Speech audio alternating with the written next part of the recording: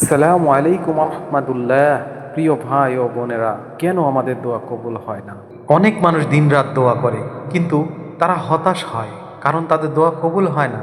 কিন্তু কি জানেন, পুরানো হাদিসে এমন কিছু কারণ উল্লেখ আছে যা আমাদের দোয়া কবুল হওয়ার পথে বাধা হয়ে দাঁড়ায়। আজ আমরা জানবো সেই 3টি কারণ কি এবং কিভাবে আমাদের দোয়া কবুলের সম্ভাবনা বাড়াতে পারি। শেষ পর্যন্ত দেখুন, কারণ শেষে এমন একটি দোয়ার কথা বলবো যা রাসূল সাল্লাল্লাহু আলাইহি সাল্লাম আমাদের শিখিয়েছেন, যা পড়লে আল্লাহ অবশ্যই কবুল করবেন। প্রথম কারণ, হারাম রিজিক খাওয়া। আপনার দোয়া কবুল হচ্ছে না কারণ আপনি যা খাচ্ছেন তা কি হালাল?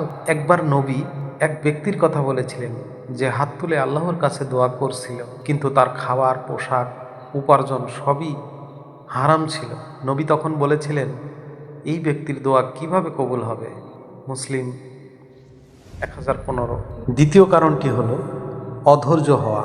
আমরা দোয়া করি, কিন্তু দ্রুত উত্তর না পেলে হতাশ হয়ে যায়। অথচ হাদিসে এসেছে, আল্লাহ বান্দার দোয়া কবুল করেন যতক্ষণ না সে অধৈর্য হয় এবং বলে, আমি এত দোয়া করলাম কিন্তু কবুল হলো না।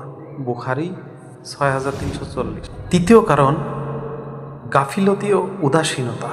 রাসূলুল্লাহ সাল্লাল্লাহু আলাইহি ওয়াসাল্লাম বলেছেন, আল্লাহ এমন কোনো দোয়া কবুল করেন না যা অলস ও গাফিলতিপূর্ণ হৃদয় থেকে করা হয়। তিরমিজি 3479। অনেকেই দোয়া করে কিন্তু মনোযোগ ছাড়া, শুধু ঠোঁট নেড়ে। কিন্তু আল্লাহ চান আমার বান্দা যেন দোয়া করে একাগ্র হৃদয়ে, বিশ্বাস ও খুশি নিয়ে। শেষ করার আগে রাসূল সাল্লাল্লাহু আলাইহি সাল্লাম আমাদের একটি দোয়া শিখিয়েছেন, যা পড়লে কবুল করেন। দোয়াটি হলো, اللهم إني أسألك من فضلك ورحمتك فإنه لا يملكها إلا أنت। আপনার মনে কি কখনো এসেছে যে দোয়া কবুল হচ্ছে না? নিচে কমেন্টে লিখুন। আর ভিডিওটি যদি ভালো লেগে থাকে তাহলে লাইক করুন, শেয়ার করুন এবং আমাদের চ্যানেল সাবস্ক্রাইব করে পাশে থাকুন। আল্লাহ হাফেজ। আসসালামু আলাইকুম রহমতুল্লাহি ওয়া বারাকাতুহু।